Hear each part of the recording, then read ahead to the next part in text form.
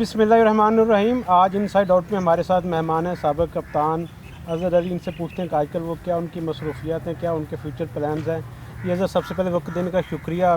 Test cricket से retirement के बाद आजकल क्या मसरूफियात हैं? लगता है सारी तवज्जो अकेडमी पर ही आप लोग दे रहे हैं? नहीं, काफ़ी तवज्जो अकेडमी की तरफ है और अब तो रिटायरमेंट को साल से प्लस हो गया, तो अब तो काइंड ऑफ रूटीन में आहिस्ते से चीज़ें आ रही हैं।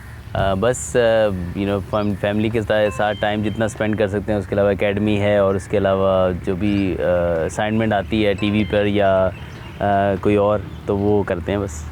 तो अज़हर कैसे देखते हैं आए रोज़ पीसीबी में तब्दीलियाँ होती रहती हैं, चेयरमैन तब्दील होते हैं, सारा सिस्टम तब्दील हो जाता है, तो कैसे ठीक होगी हमारी पाकिस्तान की क्रिकेट? क्या तब्दीलियों से ही कुछ फर्क पड़ता? नहीं, तब्दीलियाँ तो किसी भी चीज़ के लिए जब तक कंटिन्यूटी नहीं होगी तब तक आई थिंक कोई भी चीज़ सेटल नहीं होगी। आपने पिछले 6-7 महीने में देखा है जिस तरीके से अपसेट रही है पाकिस्तान की cricket. I think in whole पूरा पाकिस्तान इस टाइम थोड़ा सा अनसर्टन है। होपफुली नई गवर्नमेंट आई है, वो स्टेबल हो, इसके साथ जो पीसीबी में नए चेयरमैन आए हैं वो स्टेबल हों। आई एम श्योर के सब चाहते हैं कि पाकिस्तान की क्रिकेट की बेहतरी हो, और आई एम श्योर कि मोहसिन नकवी साहब भी इस तरफ कोशां होंगे। लेकिन इंशाल्लाह उम्मीद है कि अच्छे decisions in a right way, अच्छी सोच के साथ आप करें और उसमें फिर कंटिन्यूटी रखें। विज़न आपका बहुत क्लियर होना चाहिए कोई भी चीज़ काम करने से पहले कि हम कितना क्या चीज़ हम टारगेट कर रहे हैं। देखिए, कोई भी चीज़ फ़ौरन से सही हो नहीं सकती है। अगर आप फ़ौरन से सही करने जा रहे हैं तो समझ लें कि आपको बहुत बड़ी एक भूल है कि आप विदिन 2 मंथ्स आप कोई चीज़ बहुत सही कर लें। यहाँ पे कोई ऐसी चीज़ तो बननी नहीं है कि हम आपने एक स्ट्रक्चर रेडी करना है ताकि आपको प्लेयर्स मिलते रहें। मेडिकल के अंदर आपको बहुत ज़्यादा रिफॉर्म्स करनी है मेडिकल डिपार्टमेंट के अंदर अपनी, जिससे आपके प्लेयर्स फिट रहें और जो इंजरीज़ हों वो आप बेहतर तरीके से हैंडल कर सकें।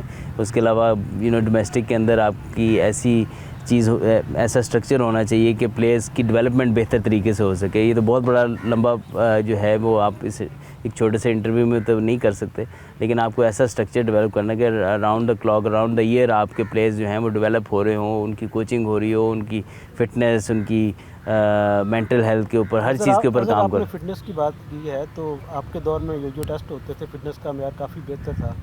अब वो सिस्टम ख़त्म हो गया फिटनेस के हवाले से, अब वो लेवल नहीं रहा हमें दिखाई दिया। देखिए, किसी भी चीज़ की एक्सट्रीम आई थिंक अच्छी नहीं होती। कभी कभी हमने देखा हम बहुत ज़्यादा फिटनेस फ्रीक बन जाते हैं कि जी हर चीज़ फिटनेस के अराउंड चल रही होती है, स्किल को हम बिल्कुल पीछे कर देते हैं एट टाइम्स। कभी कभी हम स्किल को इतना आगे लेके जाके फिटनेस को बिल्कुल ही भूल जाते हैं। तो एक्सट्रीम किसी भी चीज़ की जो है वो अच्छी नहीं है। तो आई एम श्योर कि अगर आप बैलेंस रखेंगे बिटवीन फिटनेस एंड स्किल्स तो आप बेहतर रिज़ल्ट प्रोड्यूस करेंगे। हाँ, ये भी नहीं होना चाहिए कि आप फिटनेस के ऊपर बिल्कुल ही कोई पैरामीटर ही ना आपका हो फिर सबके लिए हो, और वो इतना ज़रूर हो कि एट टाइम्स कोई प्लेयर्स जो है वो under the during the season अगर खेल रहे हैं तो उनके ऊपर वो तलवार ही ना लटक रही हो गई, ये टेस्ट पास करेगा तो खेलेगा। अगर सीज़न में वो फिट खेल रहा है तो उसका थोड़ा सा बैलेंस आउट होना चाहिए। लेकिन अगर ऑफ द सीज़न वो ट्रेनिंग करके आया तो उसको फिटनेस पैरामीटर ऐसे ज़रूर रखनी चाहिए जिसको वो मीट अप करे। अज़हर, एक वक्त था जब हम कहते थे कि पाकिस्तान के पास बहुत ज़्यादा टैलेंट है, ख़ुसूसन बॉलिंग के हवाले से। हमारे पास इतने लंबे बॉलर्स हैं, हमारे पास हैं, तेज़ रफ्तार है, लेकिन हमने तो घर से बुलाकर ही दोबारा बॉलर्स को दोबारा टीम में जगह दे दी। तो ये सिस्टम का फ्लॉप नहीं है हमारा? देखिए, मसला वही है जैसे मैंने पहले बात की कि जब तक आप डोमेस्टिक के अंदर, हम समझते डोमेस्टिक का स्ट्रक्चर जी स्केड्यूल क्या होगा, ये होगा, नहीं। आपकी क्या नीचे हम क्या इन्वेस्ट कर रहे हैं, कितने हमने एकेडमीज़ बनाई हुई हैं नीचे, कितने हमारे हाई परफॉर्मेंस सेंटर्स हैं, कितने वो एक्टिव हैं, कितने प्लेयर्स अराउंड द ईयर अपने डोमेस्टिक कोचेज़ के साथ काम कर रहे हैं, कितने अपने फिटनेस ट्रेनर के साथ, डोमेस्टिक फिटनेस ट्रेनर के साथ काम कर रहे हैं। ये चीज़ें देखने वाली हैं। जब तक आप ये नहीं देखेंगे तब तक आपको एक तो उस तरह टैलेंट आगे पॉलिश होकर नहीं मिलेगा। किसी के फिटनेस का मसला होगा, किसी की डिसिप्लिन का मसला होगा, किसी की एक्यूरेसी का मसला होगा, बहुत सारे एस्पेक्ट्स हैं गेम के जिसको अराउंड द ईयर काम करना पड़ता है। प्लेयर परफॉर्म करते हैं डोमेस्टिक में, फिर आप उसको लेके आते हैं, फिर आपको फ्लॉज नज़र आते हैं। ये फ्लॉज आपको पहले से देखने हैं। लेकिन यहाँ पर तो सिलेक्शन का मेयारी PSL बन गया। बट ये आगे आपका जो आपका पॉइंट था ये बिल्कुल ठीक है। Usman Khan very good player, Mohammad Amir outstanding bowler, world class bowler रहे हैं, इमाद वसीम रहे हैं। लेकिन अब जब आप यकदम से उनको वापस लाएंगे तो इट मीन्स कि आपका कुछ तो फेलियर आप एक्सेप्ट करते हैं कि यार हमने उस तरह का टैलेंट प्रोड्यूस नहीं किया पिछले कुछ सालों में, चाहे आप 6 टीमों वाला फॉर्मेट ले आएँ या कुछ कोई और जो भी चीज़, तो हमने वो चीज़ काम नहीं किया जिससे हमें नया टैलेंट उस तरीके से मिल सके जिस तरह पहले मिलता होता था। तो आई थिंक कि ये काइंड ऑफ अ फेलियर है। दूसरा ये है कि आई थिंक डोमेस्टिक क्रिकेट को आप वो इम्पोर्टेंस नहीं दे रहे, उसके परफॉर्मेंस को उतना पिछले 2-3 सालों में देखें कि उस तरह का आपने इम्पोर्टेंस नहीं दी जो PSL को दी है। PSL is your brand, but PSL should not be the first number 1 brand.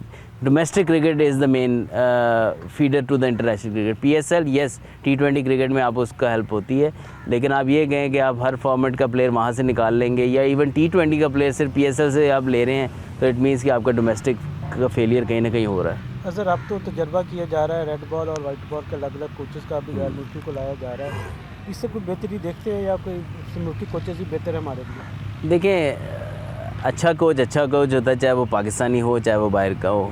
तो ये मेरे लिहाज से ये नहीं है कि यार पाकिस्तान, आप राइट पर्सन चूज़ करें, उसका इनफ एक्सपीरियंस होना चाहिए। ये नहीं कि आज अज़हर अली बैठ के ये बात कर रहा है कि यार पाकिस्तानी कोच भी अच्छे हैं और मैं स्ट्रेट अवे कोच लग जाऊँ और कहूँ कि यार मेरा पीछे कोई एक्सपीरियंस नहीं। थोड़ा सा एक्सपीरियंस ज़रूर होना चाहिए, क्योंकि एज ए प्लेयर आप डिफरेंट बिहेव करते हैं, एज ए कोच आपका डिफरेंट होता है। आपको ज़रूर नॉलेज होता है किस तरह कोचिंग करनी है, लेकिन एक पेशेंस लेवल होता है आपका। जब आप ग्राउंड में नहीं जा के कुछ कर सकते, आपने ड्रेसिंग रूम में रह के अपने आप को कैसे होल्ड करना है, किस तरीके से अपने आप को एक ही तरीके से, बेशक आपके अंदर जो मर्ज़ी चल रहा है, आपको अपने एक ही तरीके से आपको बिहेव करना है, चाहे अच्छी सिचुएशन है चाहे थोड़ी बुरी सिचुएशन है, आप किस तरीके से उसको हैंडल कर रहे हैं, एज ए मैन मैनेजर कैसे हैं आप। तो ये सारी चीज़ें पहले गेज करनी चाहिए कि बड़े नाम का होना ठीक है, लेकिन उसका एक्सपीरियंस भी होना चाहिए। इसी तरह बाहर के अगर कोच आते हैं तो उनका भी ऐसे नहीं कि बस वो नाम है तो बस ले आएँ, उसका भी पीछे बैकग्राउंड देखना चाहिए और उस हिसाब से डिसाइड करना चाहिए। और रेड बॉल वाइट बॉल के लेवल तक मुझे कोई प्रॉब्लम नहीं है इससे। आई थिंक इन दी एंड वही बात आएगी, जो पीछे से आपको फीड मिल रही है वही आगे आपको रिज़ल्ट मिलेंगे। कोच आके कुछ जादू की छड़ी तो होगी नहीं कि वो आके वो सबको हल्की हल्की छड़ी मारेगा तो वो परफॉर्म करना शुरू हो जाएंगे। सर आप खुद भी कप्तान रहे हैं पाकिस्तान टीम के, लंबा अरसा आपने क़यादत की, कामयाबियाँ हासिल की। कप्तान और कोच का तालमेल मुल्की कोच के साथ ज़्यादा बेहतर होता है या गैर मुल्की कोचेज़ के साथ ही उसका ज़्यादा कम्बिनेशन रहता है? देखिए, वो तो डिपेंड करता है ना कोच कैसा आ रहा है। तो अगर अच्छा कोच और अच्छा कैप्टन है, वो उनका गैरी क्रिस्टन का नाम लिया जा रहा है, वो बड़ा नाम है, बड़ा कोचिंग में बड़ा नाम है। अगर वो आते हैं तो आई एम श्योर वो कप्तान के साथ अच्छे रिलेशन बनाएंगे। अब आप देखें थोड़ा सा पीछे देखें तो थोड़ा सा यही मसला रहा है। कभी बातें ये सुनने को मिली कप्तान को बहुत ज़्यादा पावर दे दी गई, कभी आप कहते हैं कोच बहुत ज़्यादा डिसीजन कर रहा है। तो आई थिंक एक बैलेंस होना चाहिए। हर बंदे की अपनी डोमेन है, वो उस डोमेन में रह के काम करे, मिल के काम करें। आजकल मिल के दौर है, आजकल वो दौर नहीं है कि कप्तान हरफ़े आखिर है या कोच हरफ़े आखिर है या कोई सिलेक्टर हरफ़े आखिर है। आपने मिल के काम करना है, तभी आपका एक हेल्दी इन्वायरमेंट क्रिएट होगा, हेल्दी एटमॉस्फेयर ड्रेसिंग रूम का भी होगा और एक अच्छा कल्चर आप डेवलप करेंगे टू परफॉर्म बेटर। सर कप्तान बनने से जो बैटिंग की परफॉर्मेंस है एज ए बैटर वो मुतासर होती है या प्रेशर ज़्यादा आने की वजह से तनकीद भी की जाती है कि इसकी जो परफॉर्मेंस का मैार वो अच्छा नहीं रहा? और बाबर आजम की कप्तानी को आप कैसे देखते हैं? उनको दोबारा कप्तान बनाया गया है, कोई तजावीज़ देंगे ताकि मज़ीद बेहतर चीज़ें? देखिए, बाबर की परफॉर्मेंस एज ए बैट्समैन अच्छी रही है। उसने थ्रू आउट कैप्टनसी परफॉर्म किया अपने। कोई ऐसा मुझे तो नहीं, वर्ल्ड कप में अगर अच्छा परफॉर्म नहीं हुआ उस तरीके से तो वो इससे बुरे वर्ल्ड कप गए हैं कई कप्तानों के। लेकिन मैं नहीं समझता बाबर कप्तानी के अंदर कोई उसको मसला होता है। हाँ, जिस तरीके से सारा एपिसोड हुआ कप्तानी का वो आइडियल नहीं था, ना हटाना आइडियल था ना दोबारा बनाना आइडियल है।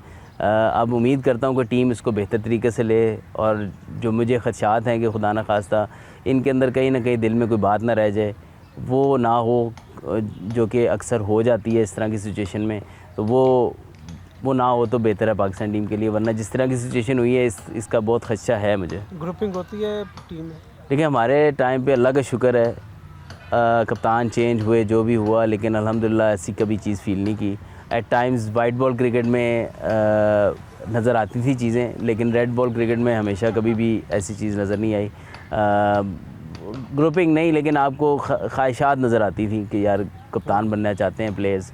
लेकिन अभी जो रीसेंट पास में मैंने क्रिकेट खेली पाकिस्तान के लिए, हुए भी तो प्लेयरों का इतना बड़ा दिल था कि आई नो कि एट टाइम्स हो सकता है मैं भी फील करता हूँ मेरे साथ ज़्यादती हुई, हो सकता है सरफराज कभी ये फ़ील करता हो सकता है बाबर करता हो सकता है कोई और प्लेयर ये फ़ील करता हो, लेकिन उन्होंने बड़ा दिल किया। मिसबा भाई और यूनुस भाई की मिसाल सामने है कि यूनुस भाई का नाम बहुत बड़ा था in terms as a player भी, उनकी परफॉर्मेंसेस भी बहुत थी, T20 वर्ल्ड कप भी जीत रखा था, फिर भी बड़ा दिल करके वो टेस्ट क्रिकेट खेले अंडर मिसबा भाई, और जिस तरीके से वो खेले और जिस तरह उन्होंने कंट्रीब्यूट किया पाकिस्तान टीम के लिए, वो मिसाल है हमारे सामने तो वो मिसाल है कि कभी भी रेड बॉल क्रिकेट में, क्योंकि वो ही सब मोस्ट सीनियर प्लेयर थे और उन्होंने एक अच्छा माहौल बना के रखा। तो ये ऐसी मिसालें हमें आगे लानी चाहिए, ताकि क्योंकि ये चीज़ हो किसी ना किसी से ऐसे फ़ील होगा, हार्ड फीलिंग होगी किसी को, लेकिन बड़े दिल करने चाहिए, बड़े पाकिस्तान को आगे रखना चाहिए कि यार टीम को अच्छा माहौल है यार, मैं भी कंट्रीब्यूट करता हूँ उसमें। अजहर, आपको जिस तरीके से कप्तानी से हटाया गया वो भी तो कोई ज़्यादा रिस्पेक्टेबल वे नहीं था। नहीं, ये तो देखिए पाकिस्तान की हिस्ट्री रही है, इसमें इस तरह की चीज़ें होती हैं। एज ए पाकिस्तान प्लेयर आपको ये चीज़ें अब्जॉर्ब करनी पड़ती हैं और करनी चाहिए भी। एट टाइम्स बहुत गुस्सा भी चढ़ता है कि जिस तरीके से आपसे पहले बात होती है, फिर आपसे जब आपसे उस चीज़ से मुंह मोड़ लिए जाते हैं तो वो फील आती है आपको, लेकिन बस that's it, you have to move on, but make sure करें कि दूसरे के साथ वो उस तरीके से ना हो। जैसे वर्ल्ड कप के बाद मुझे 100% श्योर था बाबर जाएगा कप्तानी से, लेकिन मुझे हमेशा ये फील हुआ कप्तान चेंज होने से मसाइल का हल नहीं निकलता, आपको अगेन पीछे रूट कॉज की तरफ जाना पड़ता है। कप्तानी जितने भी कप्तान आप बनाने उनसे गलतियाँ होंगी, कहीं ना कहीं एक ओवर इधर उधर गलत कराएंगे, लेकिन हाँ अगर वो अपनी कप्तानी की गलतियों से सीख रहे हैं तो आई एम श्योर कि वो बेहतर होते जाएंगे और टीम के लिए बेहतर होंगे। और इन दी एंड आप 9 साल के बाद कप्तानी के बाद भी कोई ना कोई शायद एक आधी गलती कर लें, लेकिन वो गलती की जो फ्रीक्वेंसी है ना वो कम होनी चाहिए, ये नहीं कि बार बार वो रिपीट हो रही है। अजहर, 97 टेस्ट खेले आपने, कभी कभी लगता है कि आपको जल्दी मुनासिब मौका नहीं दिया गया, 3 टेस्ट और हो जाते, एक एजाज़ होता आपके लिए सेंचुरी टेस्ट मैचेस का। लेकिन देखें आप फील कर रहे हैं, लोग फील करते हैं इस चीज़ को, कुछ नहीं भी करते, कहते हैं यार एक भी टेस्ट मैच क्यों ज़्यादा खेलें। सबकी अपनी अपनी ओपिनियन है, सबकी ओपिनियन का रिस्पेक्ट करनी चाहिए, मेरी ख्वाहिश अपनी जगह, लेकिन अब जो चीज़ हो गई है आई थिंक कि रिग्रेट ज़रूर रहता है कि यार मैंने अपने पाकिस्तान को सर्व किया और एक बहुत टारगेट करीब था, कोई नुकसान भी पाकिस्तान टीम को ऐसा सच नहीं हो रहा था उस टाइम पे, तो मैं फ़ील कर सकता हूँ कि यार ये it should have been done, but नहीं हुआ, कोई मसला नहीं, कोई दुनिया नहीं ख़त्म हो जाती इसमें इसकी वजह से। अगर हम साया मुल्क की बात करें तो उनकी क्रिकेट लगता है कि हमसे बहुत आगे चली गई है, हम भाई कहीं पीछे रह गए। कहाँ ऐसा सिस्टम देखते हैं कि उनमें क्या ऐसी चीज़ है जिन्होंने सिस्टम को बेहतर किया, उनकी IPL से भी लड़के बेहतर सामने आ रहे हैं, हमारे यहाँ वो अभी तक ना वो सिस्टम बनाए और ना किसी ने ठीक करने की कोशिश की। मेरे ख्याल में ना हम IPL देखते हैं उनकी बस कि IPL प्रोड्यूस कर रही है। IPL एक चीज़ है उनकी डोमेस्टिक का आप स्ट्रक्चर देख लें, वो तो कई सालों से एक ही चल रहा है, उनके एसोसिएशंस का सेटअप देख लें, आप मुकाबला ही नहीं कर सकते उससे। मतलब जो वो पेमेंट डोमेस्टिक क्रिकेटर को कर रहे हैं हम नहीं कर सकते, आई कैन अंडरस्टैंड, पर एक सेटअप तो बना सकते हैं ना, और सेटअप आप उसके बगैर, अब कई लोग कहते हैं पाकिस्तान में टैलेंट नहीं, अगर टैलेंट ना होता ना तो इस फैसिलिटीज़ के साथ और इस स्ट्रक्चर के साथ हम करीब भी नहीं आ सकते, हम फिर भी T20 वर्ल्ड कप के फाइनल में पहुंच जाते हैं, हम फिर भी बड़ी बड़ी टीमों को हरा देते हैं, बड़े बड़े कारनामे फिर भी ऑन एंड ऑफ कर रहे हैं हम, ये टैलेंट की वजह से कर रहे हैं। लेकिन इसको अगर एक स्ट्रक्चर दे दिया जाए, उसको एक गाइडेंस सही मिल जाए फ्रॉम ग्रास रूट लेवल, तो आप you can change, you can do wonders. But मसला यही है कि हम रूट कॉज नहीं पकड़ते, हम ऊपर से चीज़ें चेंज करते हैं, हम नीचे इन्वेस्ट ही नहीं कर रहे जहाँ से आपको प्रोडक्ट मिलना है, और product is your selling point. आपका सेलिंग पॉइंट PSL नहीं है, PSL में जो प्लेयर्स खेल रहे हैं वो सेलिंग पॉइंट है, क्वालिटी सेलिंग पॉइंट है। तो हम जब तक ये चीज़ नहीं समझेंगे तब तक हमारी क्रिकेट नीचे चलती जाएगी। इससे थोड़ी ईगोज़ हमारी आगे आ जाती हैं, ईगोज़ को पीछे करें। Even from the club cricket stage, club cricket से लेके बॉटम लाइन एकेडमीज तक, ये सब लोग जब तक अपनी ईगोज़ निकालें, अपनी पर्सनल एजेंडाज़ को निकाल के कहें कि हमने पाकिस्तान की क्रिकेट, लाहौर के क्लब्स लाहौर की क्रिकेट को प्लेयर्स दें, वो ये ना कहें हमारी क्लब के प्लेयर कितने खेले हैं, हमारी क्लब के ज़रूर प्राइड फील करें उसमें कि हमारी क्लब का लड़के खेले, लेकिन डिज़र्विंग खेले। हमारा तो यहीं से फ्लॉ शुरू हो जाता है कि हमने कहना है हमारे 4-5 लड़के खेलने हैं, चाहे वो 4-5 नहीं डिज़र्व करते तो वाई इज़ ही प्लेइंग। आपकी दूसरी क्लब का प्लेयर अच्छा है तो मेरा वो भी बच्चा होना चाहिए, वो मेरा भी छोटा भाई होना चाहिए, यार ये खेले क्योंकि ये डिज़र्व करता है। तो ये जब तक आपका माइंडसेट नहीं आएगा इस तरह का, ये तो मैं छोटी सी मिसाल दे रहा हूँ, तब तक आप लोगों की क्रिकेट उस तरीके से इम्प्रूव नहीं करेगी जिस तरीके से आप चाहते हैं, हम लोग सब चाहते हैं। अगर 2 बड़े नाम थे हमारी बॉलिंग लाइन में, शहनशाह अफरीदी, हारिस रऊफ, इस माहौल में समझते हैं क्या उनको आप तजावीज़ देंगे कि दोबारा चीज़ों को रीबैक किया जाए? शाहीन और हारिस नहीं, देखिए ये सब ये दोनों क्वालिटी बॉलर्स हैं। शाहीन ने बहुत डोमिनेट किया है, क्रिकेटर ऑफ द ईयर का भी अवार्ड हासिल किया है। एक राय ये भी है कि अब दोनों का जो पीक टाइम है वो ख़त्म हो चुके हैं। नहीं, ये मैं क्रिकेटर कभी भी अपना जो करंट फॉर्म को चेंज कर सकता है। मेरा ख्याल है थोड़ी सी मैं एज ए बैट्समैन भी हर वक्त उस तरह रन नहीं कर पाता था, तो या कोई भी प्लेयर बड़ा नाम ले लें दुनिया का, उन पे बैड पैचेस आते हैं, लेकिन उसको किस तरीके से, हाँ जब पहला बैड पैच आता है उसके बाद आप कैसा उठते हैं ये आपकी क्वालिटी को सही डिटरमिन करता है। जब आप आगे वर्ल्ड स्टेज पे परफॉर्म कर देते हैं और बड़ा आपका नाम बन जाता है, वो उस टाइम पे चीज़ें आसान लगती हैं, लेकिन जब एक दफ़ा बैड पैच आता है ना, उससे आप कैसे रिटर्न करते हैं वो आपकी क्वालिटी को बेसिकली डिफ़ाइन करता है। तो आई एम श्योर कि इन दोनों में एबिलिटी है, लेकिन इस कोई ऐसा भी नहीं है कि वो बहुत एज ए बॉलर अपने रिदम को वापस लाएं, जैसे शाहीन का नए बॉल पे उस तरीके से उस तरह विकेट नहीं हासिल कर। ज़ाहिर बात है दुनिया भी अब प्लान कर रही है ना, जब आप जल्दी आते हैं कोई 1 साल आप परफॉर्म करते हैं, फिर दुनिया देखती है, सारी दुनिया खेलती है, फिर उनको काउंटर करते हैं। तो आपको भी नई चीज़ें अब डेवलप करनी है, अपने रिदम को बेहतर करना है और अपना कॉन्फिडेंस नीचे नहीं जाने देना, क्योंकि क्रिकेट है, ऊपर उतार चढ़ाव होते हैं। हारिस रऊफ का भी यही है, पेस है, बैक करें अपने आप को, अपनी पेस को यूटिलाइज़ करें। ठीक है किसी मैच में रन पड़ते हैं, लेकिन उसी एटीट्यूड से बॉलिंग करें, जहाँ जहाँ फ्लॉज आ रहे हैं उसमें सीखें, बात करें बॉलिंग कोचेस के साथ। अज़र अब बात करते हैं वर्ल्ड कप के हवाले से। पाकिस्तान टीम ने अमेरिका जाना वर्ल्ड कप खेलने, उससे पहले हमारा आयरलैंड का टूर भी है, इंग्लैंड का टूर भी है। तो आपके ख्याल में अगर आप कप्तान हो तो किस कम्बिनेशन के साथ, किस बैटिंग ऑर्डर के साथ हमें वहाँ पे जाना चाहिए? देखिए मेरा अपना ओपिनियन है, लोग डिसएग्री कर सकते हैं। आई थिंक बाबर और रिजवान में से एक को नीचे आना पड़ेगा आपको वहाँ पर, स्पेशली जो वेस्ट इंडीज़ की कंडीशन है, नए बॉल पे एट टाइम्स आपको एक तेज़ स्टार्ट चाहिए, क्योंकि मिडल ओवर्स में एट टाइम्स मसला भी हो जाता है वहाँ पे स्लो पिचेस की वजह से। तो वैसे भी आपका एक प्लेयर ऐसा होना चाहिए, या तो ये खुद ही डिसाइड कर लें आपस में कि एक बंदा तेज़ खेलेगा, on the day even decide कर लें, क्योंकि एट टाइम्स इनकी एवरेजेस, इनकी हर चीज़ there is no debate, they are world class player, they are both kind of number 1 openers in the world. But हमने T20 के टूर्नामेंट्स या वर्ल्ड कप जीतने के लिए इम्पैक्ट परफॉर्मेंस चाहिए, पावर प्ले में भी। एक प्लेयर बिल्कुल ठीक है, उन दोनों में से लेके चले इनिंग्स, वो भी बहुत ज़रूरी है, लेकिन अगर दोनों एक तरह खेलने वाले प्लेयर्स हों एट टाइम्स, तो फिर आपको कहीं ना कहीं प्रॉब्लम हो सकती है। ये मेरा ओपिनियन है, और दोनों बहुत बड़े प्लेयर हैं, I am not disrespecting anywhere, और मेरी अब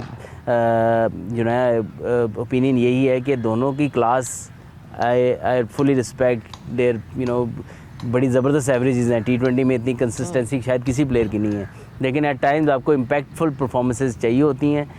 उसके लिए आपको साइम अयूब जैसा ओपनर है उसको यूटिलाइज़ करना, उसकी बॉलिंग भी अब शामिल हो गई है, उसके साथ एक एडिशनल वो 2-3 आप चाहते हैं कि बाबर आजम या रिजवान जो भी ओपन करना चाहें, नंबर 3 पे एक और आ जाए, या अगर रिजवान को 5-6 पे खेल सकते हैं, रिजवान नीचे बहुत अच्छा खेल सकता है।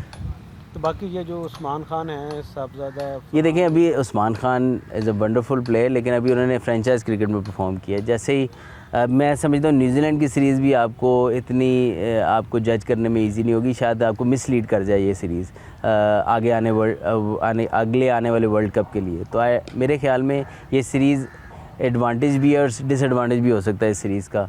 मेन सीरीज़ आपकी इंग्लैंड है, अगर इंग्लैंड के सीरीज़ में अगर आपको देखना ये है कि कौन सी टीम आपको वो देते हैं, मेन टीम खिलाते हैं, तो फिर आपका सही वहाँ पर बैलेंस। लेकिन अगर आप अभी जो टीम अनाउंस हुई है इसका अगर बैलेंस देखें, बेहतरीन बैलेंस है। इमाद वसीम आए हैं, नए बॉल से भी कर सकते हैं, मिडल ओवर्स में भी कर सकते हैं, ऑलराउंडर हैं। शादाब खान की फॉर्म बेहतर हो गई है, फास्ट बॉलिंग में मोहम्मद आमिर वापस आ गए हैं, शाहीन है, बहुत अच्छी ऑप्शंस हैं। बैट्समैन में बैटिंग भी यानी कि आप ऑलमोस्ट समझते हैं कि वर्ल्ड कप के मज़ीद तजर्बात करने की अब ज़रूरत नहीं है, लेकिन आई कंप्लीट फील कि एट टाइम्स हम लेट हो जाते हैं कि हमें ये जो नए प्लेयर्स हैं ना, इनको जैसे ये सीरीज़ें हैं, इस तरह की सीरीज़ें पहले भी बड़ी आई थी।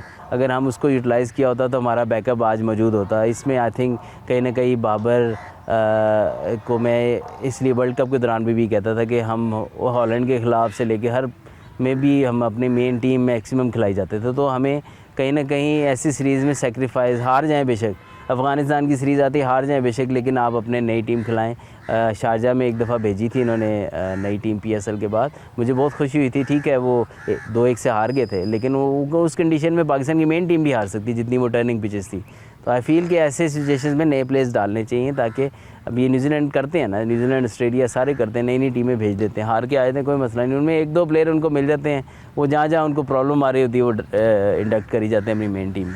अज़हर बहुत शुक्रिया वक्त देने का। ये थे अज़हर जिनका ये कहना कि पाकिस्तान क्रिकेट को ठीक करने के लिए लॉन्ग टर्म प्लानिंग की और बेहतर सिस्टम बनाने की ज़रूरत है।